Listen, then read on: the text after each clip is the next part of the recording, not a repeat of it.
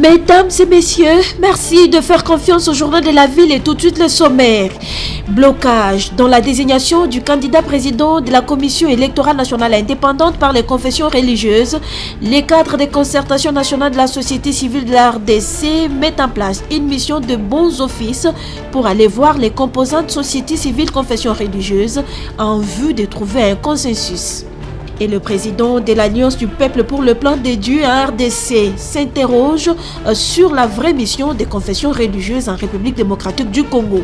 L'UNESCO annonce une importante assistance technique à la RDC pour l'amélioration des politiques et stratégies éducatives. Jean-Pierre Ilboudo, représentant UNESCO et RDC, l'a ainsi dit ce mardi à l'issue d'une audience lui accordée par le ministre de l'EPST Tony Mwaba. C'est tout pour les sommaires. Mesdames et messieurs, encore une fois, bienvenue dans ce journal. L'UNESCO va bientôt apporter une importante assistance technique au ministère de l'enseignement primaire, secondaire et technique. Son représentant en République démocratique du Congo, Jean-Pierre Ilboudo, l'a annoncé à l'issue de l'audience lui accordée par le ministre de l'EPST, Tony Mwaba Kazadi, ce mardi 10 août. Selon Jean-Pierre Ilboudo, cette assistance porte sur la planification de la gratuité de l'enseignement, l'utilisation des statistiques scolaires, la simulation macroéconomique et la formation initiale et continue des enseignants du sous-secteur de l'EPST. L'UNESCO compte ainsi mettre à la disposition de la RDC toute son expertise technique pour aider le pays à améliorer ses politiques et stratégies éducatives. Cette assistance rentre dans le cadre des engagements de la Direction générale de l'UNESCO vis-à-vis de la République démocratique du Congo. Nous sommes venus discuter des termes de référence d'un assistant technique que l'UNESCO mettrait donc à la disposition du cabinet, qui est une chose imminente et sur laquelle nous attendons donc l'accord du ministre pour que la personne prenne fonction le plus tôt possible. J'ai dit qu'il s'agit de nommer un assistant technique auprès du ministre, dans le cadre donc des engagements de la directrice générale sur la gratuité. Donc les questions liées à la planification de la gratuité, sur l'utilisation des statistiques scolaires, sur les simulations macroéconomiques, mais également l'autre engagement de la directrice générale, c'est la formation des enseignants, formation initiale des enseignants et formation continue des enseignants. Donc nous avons cru bon d'avoir un assistant technique d'UNESCO qui serait là pour appuyer toutes ces questions et d'autres questions également liées aux politiques et stratégies éducatives.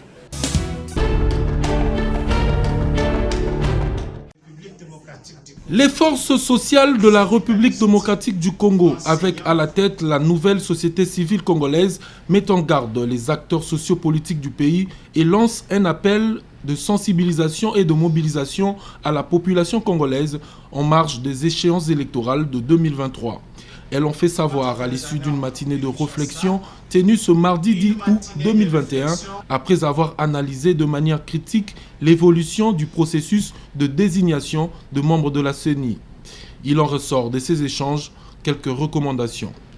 À l'Assemblée nationale, les forces sociales recommandent d'accélérer le processus d'entérinement et de prendre acte de la volonté exprimée par la majorité des chefs de membres des confessions religieuses suivant l'esprit et la lettre de leur charte. Aux forces politiques de la République de mutualiser leurs efforts en accélérant le processus de désignation de leurs membres pour ne pas porter le fardeau de glissement.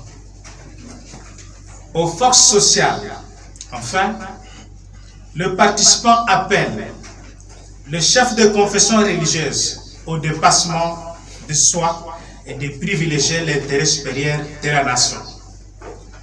Au reste des forces vives de la nation, de rester mobilisées et prêtes en cas de besoin d'assumer nos responsabilités historiques face à notre destin.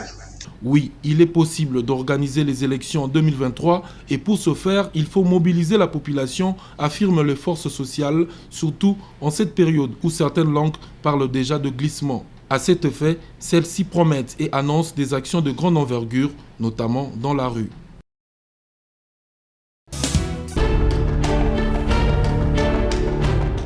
Blocage dans le processus de la désignation du candidat président à la Commission électorale nationale indépendante CENI, le cadre de concertation nationale de la société civile de la RDC, CCNSC-RDC, a réuni ce mardi 10 août à Kinshasa les leaders influents de la société civile qui travaillent sur les questions électorales afin de trouver une solution. Dani Singoma, coordonnateur du cadre de concertation nationale de la société civile de la RDC, nous en dit plus. Aujourd'hui, le cadre de concertation nationale de la société civile a pu réunir quelques leaders influents de la société civile qui travaillent notamment sur les questions électorales pour examiner ensemble la question du blocage dans le processus de désignation du président de la CENI. Et nous avons compris que réellement il y a un blocage, mais nous ne connaissons pas vraiment les soubassements de ces blocages. Une mission des bons offices est mise en place par le cadre de concertation nationale de la société civile pour voir toutes les composantes confessions religieuses. Nous avons décidé de mettre en place une mission des bons offices qui va aller vers toutes les composantes intéressées, impliquées et qui ont soit des solutions, des solutions ou des blocages dans cette situation, aller les rencontrer, parler avec eux pour voir ensemble comment nous allons dénouer cette question et donner la chance au processus électoral. Réagissant à une rumeur qui circule sur la toile taxant les cadres de concertation comme alliés de la conférence épiscopale nationale du Congo Senko, Dani Singoma. Le cadre de concertation est l'espace fédérateur de la société civile et quand on veut ramener les gens autour d'une table pour trouver une solution, souvent les gens ont peur de l'inconnu et cela fait que les gens s'agitent. Mais aujourd'hui, tout le monde est unanime que nous travaillons effectivement pour le bien de la société civile, pour l'harmonie de la composante société civile et dans la sous-composante confession religieuse. Donc il n'y a rien à craindre, il n'y a pas de quoi que ce soit de la Senko. Et nous avons travaillé avec toutes les confessions religieuses, Senko y compris, et toutes les autres 6 composantes qui ne sont pas d'accord avec Senko et CC. Nous les appelons à un apaisement et qu'ils aient confiance au cadre de concertation. Et nous allons jouer notre rôle en toute neutralité. Voir les confessions religieuses arriver à un consensus sur la désignation du candidat président à la Commission électorale nationale indépendante, c'est le souhait majeur du cadre des concertations. La loi sur la nationalité congolaise, mésentente au sein des confessions religieuses sur la désignation du candidat président à la Commission électorale nationale indépendante. Le président de l'Alliance du peuple pour le plan de Dieu en République démocratique du Congo, APPD RDC, l'archevêque Katako Mwamba, était devant la presse ce mardi 10 août pour donner son point de vue. En ce qui concerne la loi sur la nationalité, le président du parti politique APPD RDC, en sa qualité de serviteur de Dieu, estime que personne ne peut aller à l'encontre de cette loi. Je crois que l'histoire de la nationalité ne peut pas se discuter comme ça se discute au niveau de la nation. Parce qu'il y a des responsables, il y a des politiciens qui ont des nationalités floues. Et c'est grave de trouver par exemple quelqu'un dont on ne connaît pas son origine réellement, qui doit diriger tout un peuple. Parce que c'est Dieu qui a recommandé que les Congolais doivent être dirigés par les Congolais. Vous savez, quand Trump est devenu président de la République, il a fait sortir des phrases très importantes. L'Amérique pour les Américains. Moi aussi, en tant que président national, je suis en train de dire les Congos pour les Congolais. L'archevêque Katako avait même reçu une révélation en rapport avec cette loi sur la nationalité. Moi-même, je m'ai révélé en 1986, le problème du Congo, c'est l'armée et la nationalité. Donc Dieu m'avait dit qu'il y aura un grand problème. Aujourd'hui, nous sommes en train de nous rendre compte que notre pays était féodé. Cependant, l'archevêque Katako Mwamba s'est dit étonné des divergences au sein des confessions religieuses et s'interroge sur leur mission. Et c'est honteux. Les chrétiens à ce moment ici se posent la question de revoir notre spiritualité. Parce que quand nous lisons dans Malachie chapitre 2, verset 7, la Bible est en train de dire que les lèvres du sacrificateur doivent regarder la science. car c'est à sa bouche qu'on vient demander la loi, parce que c'est un envoyé de l'Éternel. Je me pose la question, vous en tant que président des confessions religieuses, êtes-vous les envoyés de Dieu ou bien vous êtes les envoyés des hommes? En organisant ces points de presse, le président de l'APPD RDC et serviteur de Dieu veut demander à la nation congolaise et au peuple de Dieu de se réveiller.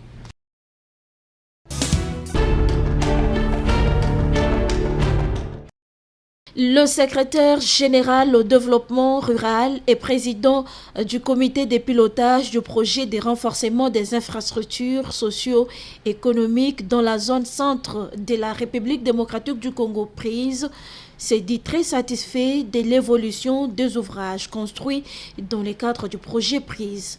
En mission dans l'espace Kassai à la tête de la délégation mission du comité de pilotage. Georges Kochi et son équipe étaient tour à tour au Kassai oriental, dans la Lomami, le Sankourou, le Kassai central et le Kassai. La délégation est rentrée très satisfaite de l'évolution des travaux des espaces à vivre, de la construction des écoles, des centres de santé et les volets adduction à eau potable. De quoi réjouir le gouverneur d'intérim du Kassai oriental, Jeannette Longa Mouswamba, qui n'attend que l'arrivée du ministre d'État, ministre du Développement rural, François Roubota Masumbuko, pour l'inauguration de tous les ouvrages construits au Kassai oriental. Ils ont fait du bon travail ici chez nous. Et quand vous regardez, la population ne fait que crier « Maman, quand est-ce qu'on va nous remettre? Quand est-ce qu'on va nous remettre ?» Ils sont arrivés avec une forte délégation. Et malheureusement, son Excellence, Monsieur le ministre du Développement, n'est pas venu le samedi comme on l'attendait. Maintenant, ils vont rentrer sur Kananga. Et avec espoir qu'on va pouvoir revenir ici pour remettre les ouvrages qui est pris à construire à la population est-Kassai.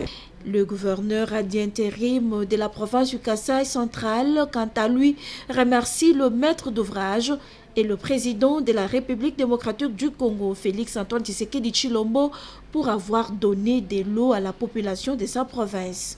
J'ai exprimé la joie de la population bénéficiaire de l'eau potable à certains endroits, bénéficiaires de centres de négoce à certains endroits.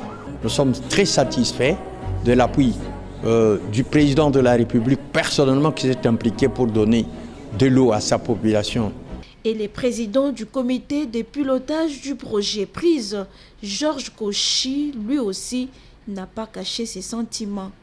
Nous sommes satisfaits de la qualité des ouvrages que nous avons trouvés ici sur place réalisés et nous attendons aussi la finition, n'est-ce pas, d'autres ouvrages plus importants que ce que nous avons vu. Nous avons vu les écoles, nous avons vu les marchés, mais il reste l'adduction de Mbujimaï et nous allons encore revenir pour voir et suivre la fin des opérations. Le ministre d'État, ministre du Développement rural, François Roubota Masumbuko, est annoncé cette semaine dans l'espace Kassai pour une série d'inaugurations de tous les ouvrages construits dans le cadre du projet prise financé par la Banque africaine de développement BAD.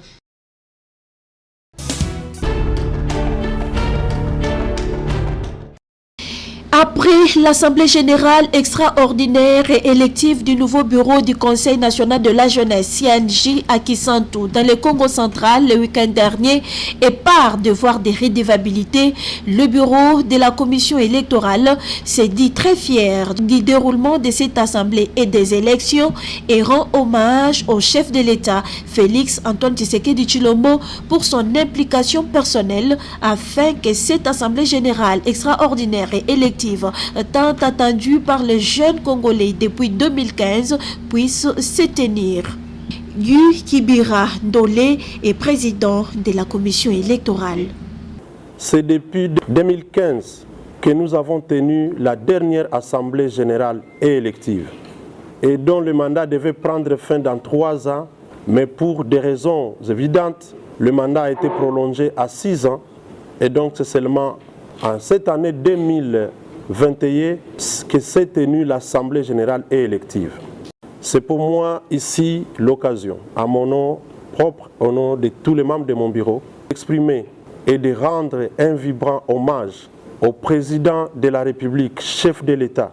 J'ai cité son Excellence Félix Antoine Tshisekedi Tshilombo pour avoir donné des orientations claires afin de permettre au Premier ministre Sama Lukonde de donner des instructions claires au ministre sectoriel. J'ai cité son Excellence Yves qui a daigné superviser personnellement l'Assemblée générale qui s'est tenue à Kisantu et dont il a décidé de rehausser de sa présence personnelle pour lancer les travaux. Le compte rendu de cette Assemblée générale élective et la composition du bureau du Conseil national de la jeunesse étaient donnés par le président de la commission électorale CNJ. Jonathan Atibou proclamé élu avec 169 voix. Au poste du vice-président en charge du genre, qui était candidat unique, Madame Janeli Mavungu Soki sera élu vice-président en charge du genre. Au poste de secrétaire exécutif, Monsieur Claude Mbouyi Kabamba, candidat unique, sera également élu à l'unanimité et à main levée.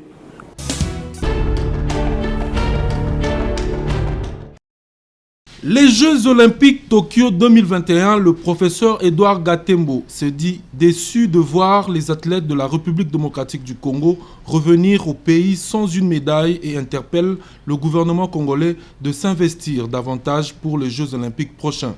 Nos athlètes sont allés là, mais malheureusement ils ont été éliminés parce qu'ils ne sont pas bien organisés. Ce qui est important dans la vie, c'est l'organisation. Quand vous êtes bien organisé, les choses marchent. Quand vous n'êtes pas bien organisé, les choses ne marchent pas. Et ici, sincèrement, j'interpelle les professeurs d'université et les chercheurs pour l'organisation de notre pays. Parce que l'organisation pose problème dans notre pays. Si nous étions bien organisés, nous allions faire beaucoup de choses.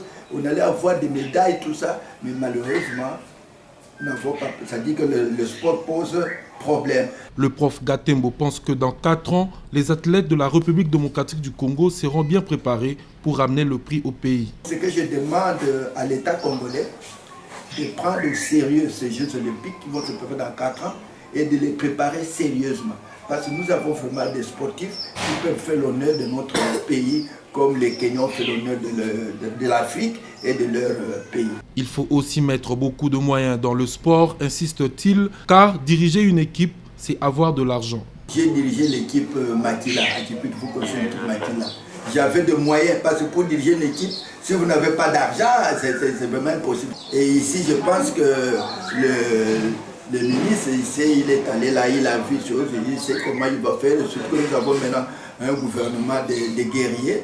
Je pense qu'ils vont mettre le paquet.